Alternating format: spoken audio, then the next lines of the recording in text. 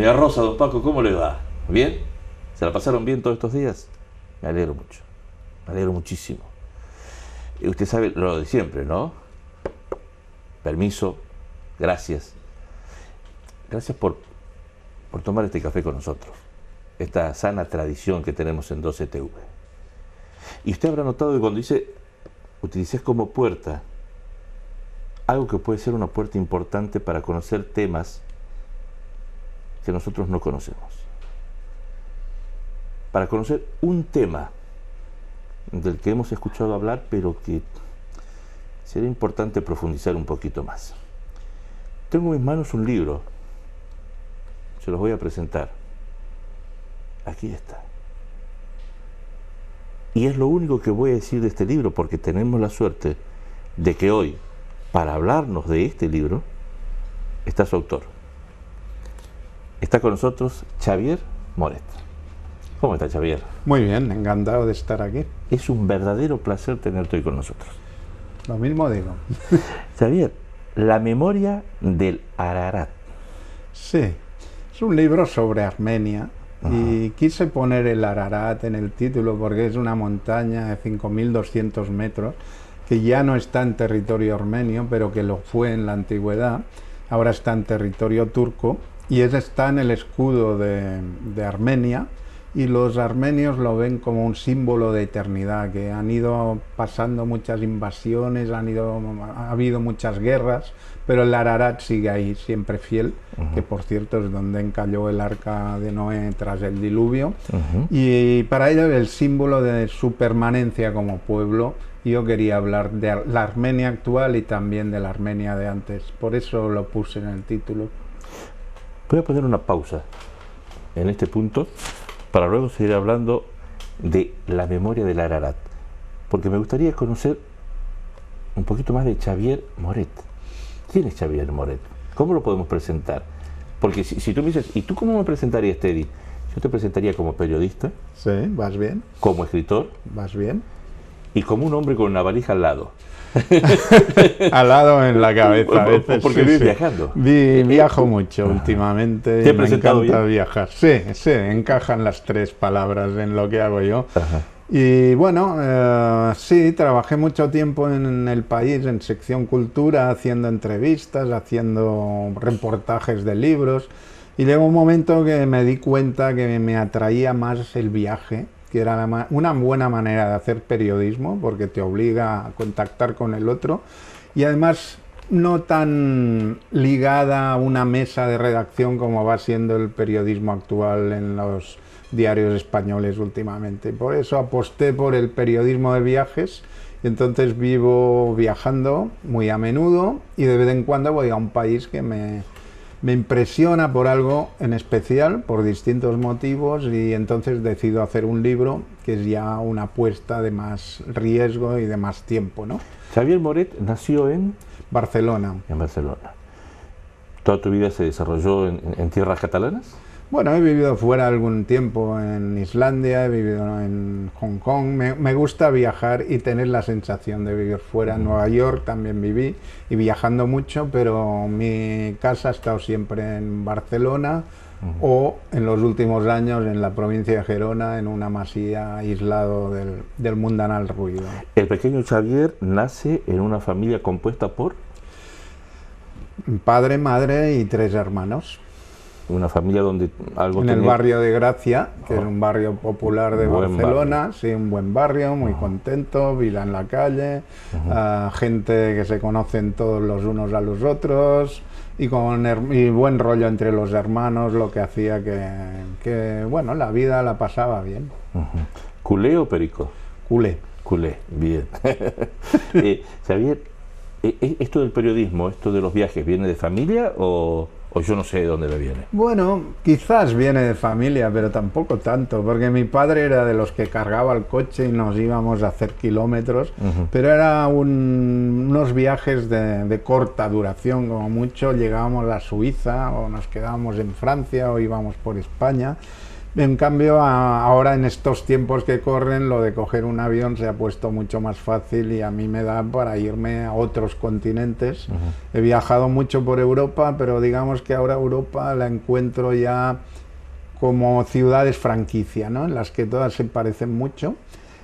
Siempre hay una zona peatonal, siempre hay una tienda de Zara, un McDonald's, con lo cual prefiero ir a continentes, a lugares que me sorprendan y apuesto más por ir a Asia, África o últimamente la Antártida, por ejemplo. No se me hubiese ocurrido nunca definir Europa tiene ciudades franquicias.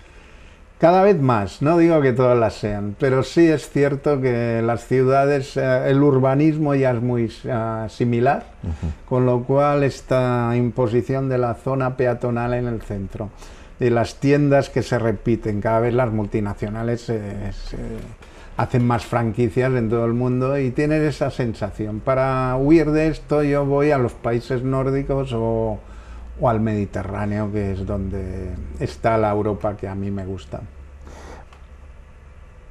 ¿Por qué periodismo? Periodismo, bueno, pues yo empecé estudiando ingeniero y me di cuenta de que no me interesaba en absoluto, ¿no? ¿Qué rama de ingeniería? Ingeniería química, porque mi padre me insistía que tenía mucho futuro, que esto es lo que tenía que hacer para ganarme la vida. Mi hermano lo había hecho, mi hermana, o una hermana también. Y probé, pero me di cuenta de que a mí me gustaba viajar y entonces leer y escribir y que no tenía nada que ver con lo mío. Está bien, pero estamos hablando de la ciencia, me voy a las letras. Sí, pero porque preferí seguir la vocación o apostar por un futuro que me garantizaban, decían, un éxito económico. Y ya preferí inconscientemente quizás apostar por hacer lo que me gustaba en la vida y si va bien económicamente mejor y si no va bien me lo habré pasado bien leyendo, escribiendo y viajando. Y al final me ha ido bien además, con lo cual salió rodado. Si no sería un ingeniero químico, quizás ganando dinero, pero aburrido y asqueado de mí mismo. ¿Es un error elegir lo que te gusta? No. Yo creo que eso. Durante un tiempo hubo esta tendencia, los padres imponían a los hijos unas carreras que decían que estaba garantizado el éxito, como abogacía, como ingeniero, como, yo qué sé, economista, pero esto se ha demostrado que no funciona así, y más en tiempos de crisis. Tienes que apostar por lo que te gusta, porque lo harás bien, porque le pondrás interés, y luego te puede ir tan bien o tan mal con otra carrera de esas de éxito garantizado. ¿Hay algo garantizado en esta vida?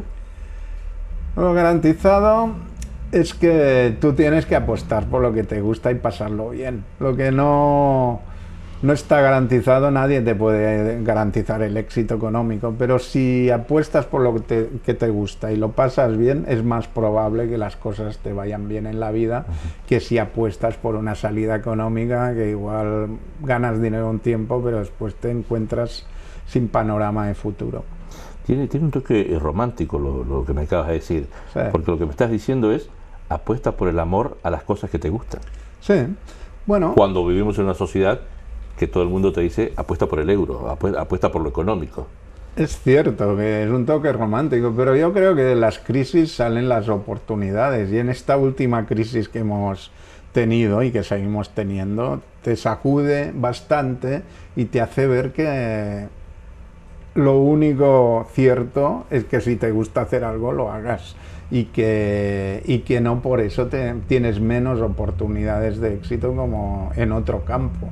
La prueba es que últimamente la universidad es una gran fábrica de parados. O sea, sí, te tienes muchas carreras, tienes títulos en teoría que te garantizan trabajar en lo que quieras y donde quieras, y sales y te encuentran en el paro. O sea, puestos a ver así el panorama, es mejor trabajar en lo que te guste y esperar tu oportunidad. Si vivimos en una sociedad donde todos quieren ser ingenieros o todos quieren ser arquitectos, ¿el que tiene asegurado un futuro es el albañil? Mi hijo es carpintero y tiene mucho más futuro que mi hija, que estudió humanidades, por ejemplo. O sea, Sí, siempre se harán casas. En cambio, arquitectos es que hemos tendido en los últimos años, la universidad se ha mitificado mucho y se ha masificado, con lo cual periodistas salen no sé cuántos miles cada año de las universidades españolas. Y es evidente que no hay trabajo para todos, o por lo menos no hay trabajo de calidad suficiente. O sea, el albañil que trabaje con amor y que lo haga bien, tiene garantizado el éxito. Mi hijo, que es carpintero y lo hace con ganas y en su casa, pues le va muy bien, porque siempre necesitas un carpintero y un albañil, y en cambio no siempre necesitas un ingeniero.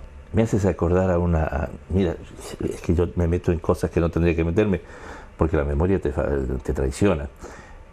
No sé, no recuerdo en estos momentos el autor, pero recuerdo el póster que había en la oficina de un director de una radio que yo trabajaba en Argentina, que decía: si no puede ser el pino en la cima de una montaña, sé maleza en el valle. Y terminaba la reflexión diciendo: no vencerás por el volumen, sino por ser el mejor de lo que seas. Pues sí, está en relación a lo que me estás comentando. Sí, estaría de acuerdo con esta frase. O sea, hay que apostar y si no te va bien es que igual no te iría bien tampoco siendo un economista titulado, yo qué sé, en cualquier universidad de prestigio. Haz lo que te gusta y en eso puedes ser de los mejores, porque te gusta y le pones interés. Si no, dedicar, mira, por ejemplo, en esto ahora de los viajes, mucha gente cuando se jubila se dedica a viajar, que es su sueño. Pues yo lo hago antes de jubilarme, con lo cual pienso que es mejor invertir el proceso. Si puedes convertir lo que te gusta en tu profesión, entonces no te das cuenta de cómo pasan las horas y lo disfrutas mucho más. O sea, tú dices: no veo la hora de jubilarme para quedarme en casa. Sí. Bueno, yo en verano no viajo porque está todo el mundo muy masificado, pero me gusta mucho viajar, pero fuera de temporada, con lo cual, si es lo que te decía, invierte la tendencia. El viaje convertido en profesión es maravilloso, y en cambio, si mucha gente apuesta por un viaje al año, que es lo que lo redime de una vida aburrida y monótona. Pero si haces la tendencia inversa, pues has ganado. Es maravilloso. Y este joven Xavier Moret, estudiante universitario, que un día descubre que no había química con la ingeniería química, pero que sí había química con el periodismo, ¿Sí? Consigue su titulación de periodista, comienza a trabajar en los diarios, y de pronto descubre que no había química con los diarios, que su química estaba con Lo los descubrí libros. al cabo de mucho tiempo. O sea, durante un tiempo, bastantes años, tuve mucha química con el periodismo y con los diarios. Y con los viajes siempre he viajado. O sea, ¿siempre periodismo cultural? No, he hecho también internacional, he hecho nacional, he hecho un poco de todo, pero en donde más años estuve fue en el periodismo cultural. Deportivo no hice, ya me hubiera gustado, pero es donde más gente quería entrar. Pero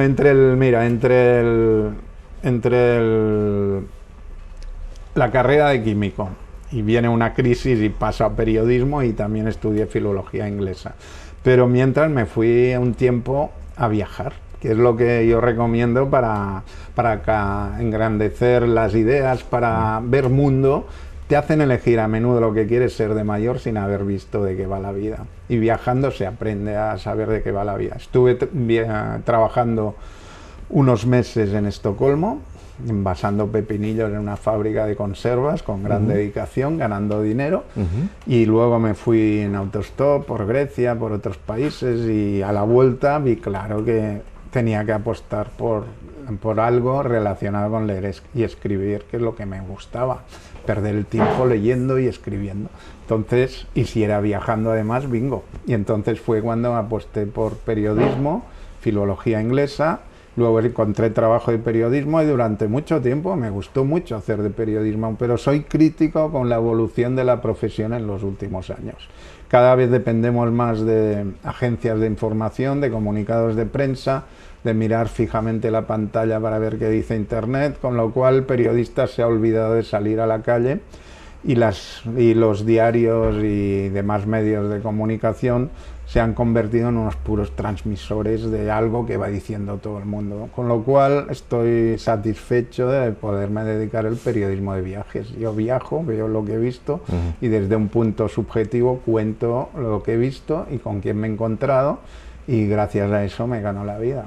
Y este periodista que comienza a viajar, que comienza a escribir, ¿qué es lo primero que escribiste? ¿Cuál fue tu primer libro? ¿Mi primer? Tu primer libro.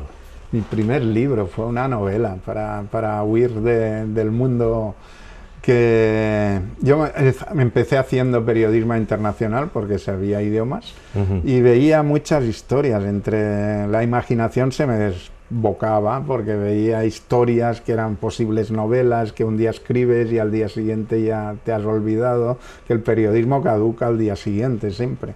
Entonces elegí un teletipo de un hombre que habían detenido en Libia, un norteamericano, y me imaginé cuál podía ser su vida y escribí una novela de intriga que se llama El americano que amaba a Moby Dick.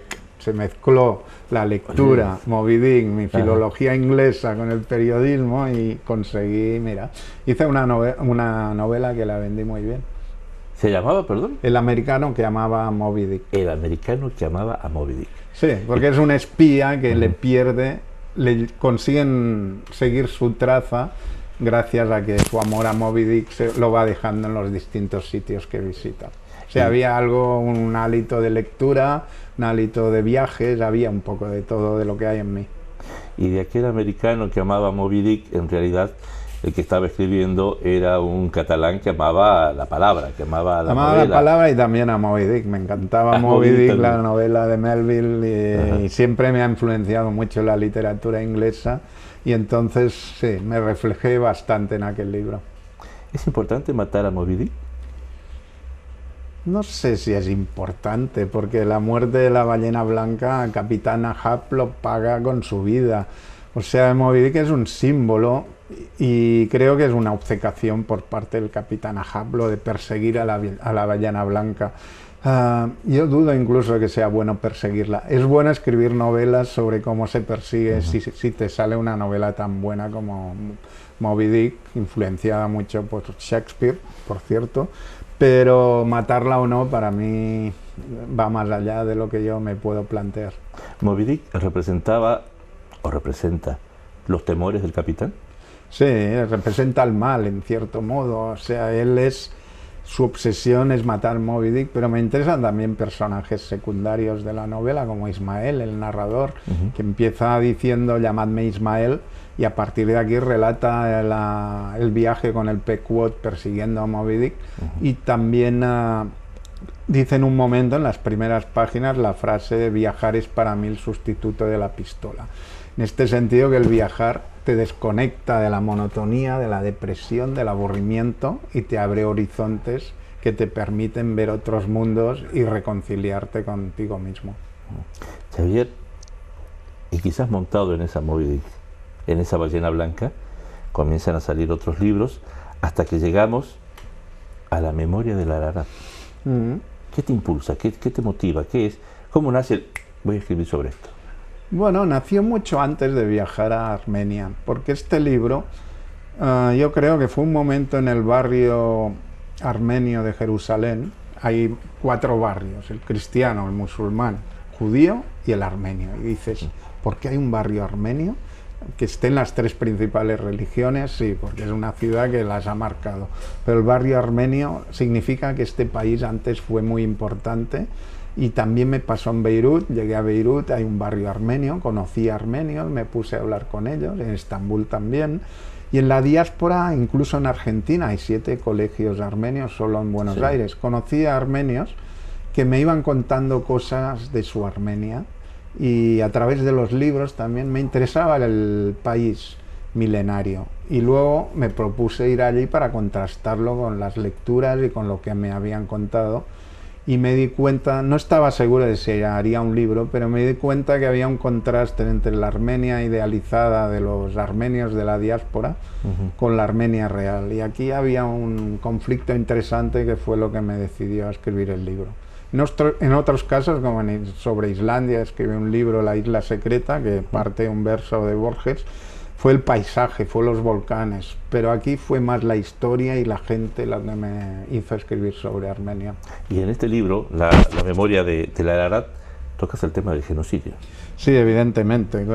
Yo pensaba hacer un libro de viajes tocándolo no demasiado, sino un capítulo de genocidio, pero empecé a viajar por allí y me di cuenta de que todos los armenios tienen algún antepasado fallecido en el genocidio de 1915, cuando murieron 1,5 millones de armenios a manos de los turcos, que los expulsaron de su país, y a partir de aquí me di cuenta de que el genocidio era demasiado ligado a la armenidad como para dejarlo solo en un capítulo. Yo asistí el 24 de abril, que es cada año la conmemoración del genocidio, y vi una manifestación de 1 millón de personas en un país de solo 3 millones, desfilando en silencio con flores en la mano para dejarlas en el monumento al genocidio y pidiendo que no se olvidara.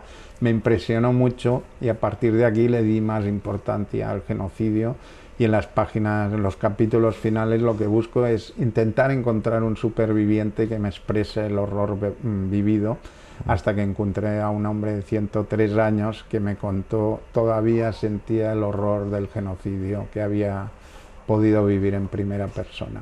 ¿Qué te dejó la conversación con ese sobreviviente? ¿Cómo? ¿Qué te dejó la conversación con ese sobreviviente? Una profunda emoción, porque sus palabras, él decía, he olvidado muchas cosas, pero eso no lo olvidaré nunca, el horror del genocidio, viendo cómo nos deportaban por el desierto sin alimentos, sin agua, y nos maltrataban y nos mataban por el camino. Es algo que me quedará toda la vida, pero al final también me dejó otra cosa que fue preciosa. Él vivía con su mujer de 98 años, los dos en plena forma, con la cabeza muy clara. Me impresionó esa historia de amor primero, y luego cuando llegó su bisnieto, ver como un hombre de 103 años, que generalmente lo asocias con una inactividad total, lo cogía en brazos, lo levantaba por encima de su cabeza y decía, este es el futuro de Armenia y espero que viva una Armenia mejor que la que yo conocí. Esta historia del hombre de 108 años y de su mujer de 93. 98. 98, perdón. 103 y 98. Exacto. 103 y 98. ¿La vemos en el libro? Sí, ¿Hablas de ellos? Hay un capítulo dedicado a este personaje, a Mopses y a Escujus, su mujer. Sí, sí. ¿La memoria de Ararat es en realidad la memoria del pueblo armenio? En cierto modo sí, sí lo es, sí, porque aunque no está en territorio armenio actualmente, el Ararat está en territorio turco. Ellos lo ven como el símbolo de su permanencia, de su duración y de su existencia en la historia, porque ellos están en el Cáucaso, rodeados, como decía Kapuscinski, de imperios agresivos, como han sido el persa, el otomano, el ruso, y han sufrido mucho a lo largo de su historia. Lo peor fue el genocidio de 1915, pero entonces para ellos la continuidad está simbolizada en el Ararat y también en los manuscritos que puedes ver en el Museo de los Manuscritos en Ereván, la capital, donde se guardan los que copiaban los monjes medievales para que no se perdiera la cultura armenia. ¿Un hombre armenio, un ciudadano armenio, ha leído tu libro? ¿Te hizo algún comentario? Sí, por suerte sí. Antes de publicarle, quise que lo leyeran varios conocidos armenios que tengo y me dijeron que les había emocionado, les había gustado y que habían aprendido cosas. Esto último me sorprendió porque pensaba que ellos sabían mucho más que yo de Armenia y yo me acercaba con la visión del extranjero, que a veces metes la pata sin darte cuenta, y me felicitaron por el libro, cosa que agradezco mucho. Y me han invitado a regresar a Armenia, porque los armenios están muy orgullosos que se hable de su país y de ellos fuera, especialmente en este año de 2015, que es el centenario del genocidio, y volveré a Armenia para ver a los amigos que me ayudaron. ¿Hiciste muchos amigos a través de este libro? Hice muchos amigos con este libro y con otros. Viajar con libro, hay gente que piensa que es un rollo porque te obliga a estar tomando notas y a estar conociendo gente. Es todo lo contrario, es mucho mejor. Viajar con libro te facilita profundizar en el país. O sea, conoces a un amigo, te lleva a otro, te invitan a cenar, son muy hospitalarios, brindan mucho con vodka, los armenios, y la pasas muy bien con ellos y los amigos quedan para siempre. Claro, para una persona como tú, periodista, con tu experiencia, con tu trayectoria, para un hombre que maneja y arma tan bien el puzzle de las palabras,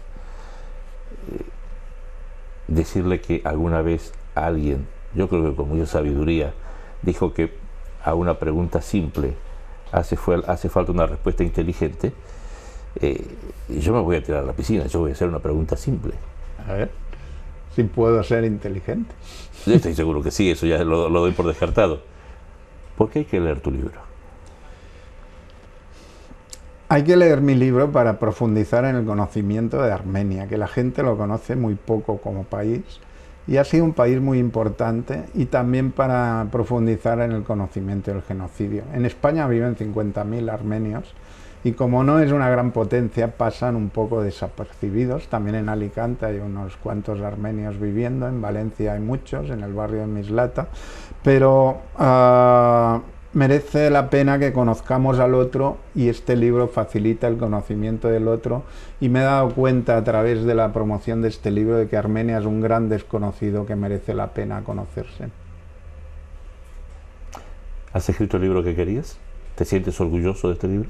Sí, sí, estoy encantado de haberlo escrito, porque yo mismo tenía mis dudas si lo acabaría escribiendo, porque quería saber siempre más cosas sobre Armenia. Había estado en el monasterio de los armenios en Venecia, en la Fundación Gulbenkian en Lisboa, y veía que la armenidad tenía mucha profundidad, y quería poder contar todo lo que sabía, pero sin dejarme nada importante.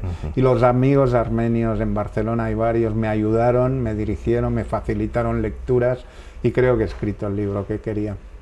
Y después de este libro, ¿qué te gustaría escribir? ¿O es algo que todavía no te lo planteas?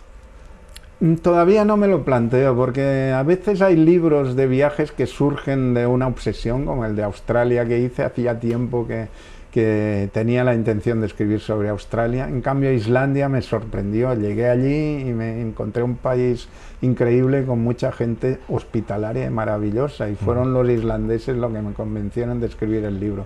Yo sigo viajando, ahora me iré a África un tiempo, vengo de la Antártida, estuve en Mongolia, y de vez en cuando hay un país que sientes que te llama, y entonces profundizas en él, y normalmente regreso, porque los viajes en general que hago son muy de zapping, de ver cosas rápido, pero no profundizar. Entonces, para hacer un libro tienes que profundizar, conocer a gente y entrar a fondo en el tema.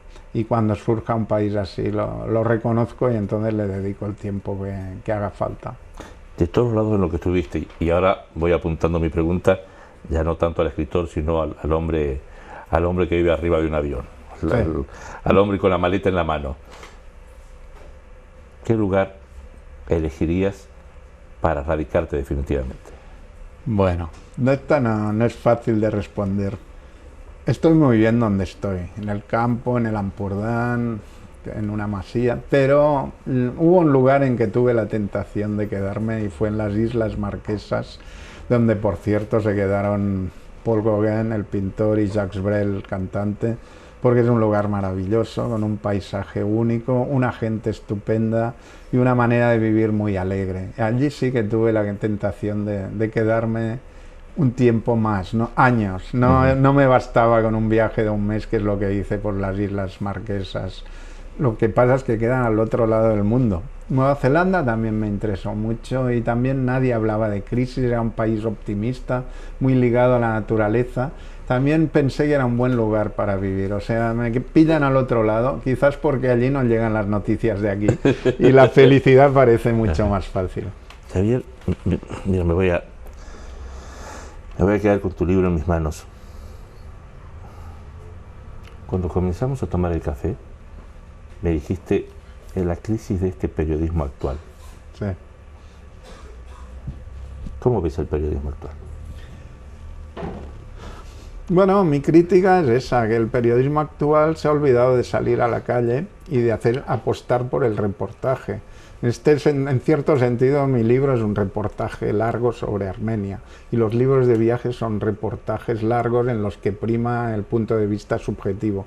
Y por lo que yo he vivido de periodismo en distintos diarios y a lo largo de muchos años, antes se hacía mucho más reportaje de calle, se escuchaba a la gente, se salía, y ahora se hace un periodismo más esclavo de agencias de noticias, de comunicados de prensa. Hay muchas agencias, hay muchos gabinetes de prensa de los ministerios que te llaman y ya te dan el titular incluso, y corre el riesgo de que el periodista se convierta en un recortador de texto y titular de noticias, pero que se olvide de salir a la calle. Y hay que salir a la calle para hacer buen periodismo.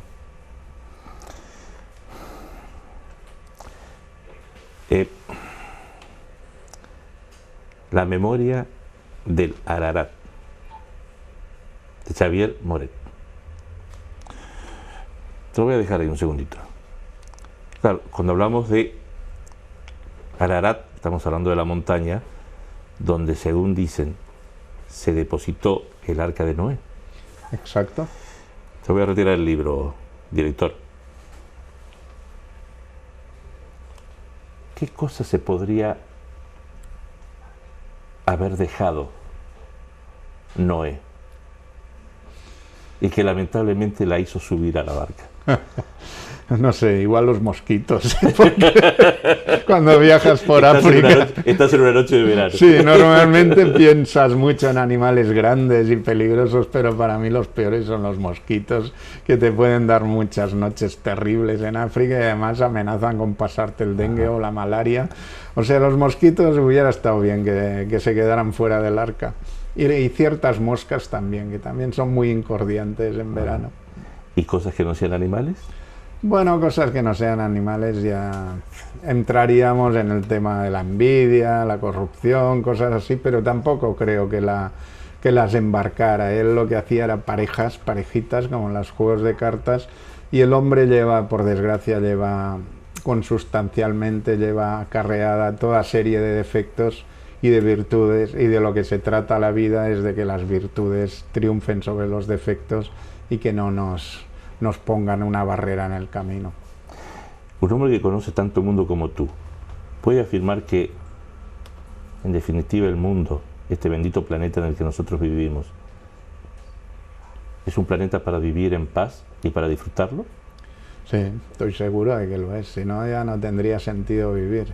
El mundo está hecho para vivir en paz y disfrutarlo. Hay una serie de gente que en nombre del dinero y de otras tonterías apuesta por lo contrario, que son los que nos joden la vida, porque ponen por delante los intereses económicos, la carrera de armamento, el conflicto permanente. Entonces todo esto es lo que hace que vivamos peor de lo que estamos destinados a vivir. Quizás por eso me gustaba tanto lo de las Islas Marquesas, porque es un lugar de apariencia paradisíaca en donde casi nunca pasa nada y en la que pocos saben lo que es un político. Me queda una duda. ¿En las Islas Marquesas hay mosquitos? Ay, llueve mucho, sí, y también hay mosquitos. Pero bueno, es cuestión de convivir con ellos y aprender a huir a la hora oportuna. Maestro Xavier Moret, gracias. Gracias a ti, ha sido un placer. Es nuestro libro. Se lo recomiendo. Xavier Moret, La memoria del Ararat. No se van a arrepentir. Doña Rosa, don Paco, gracias. Gracias por tomar este café con nosotros. Como siempre, han sido ustedes muy amables.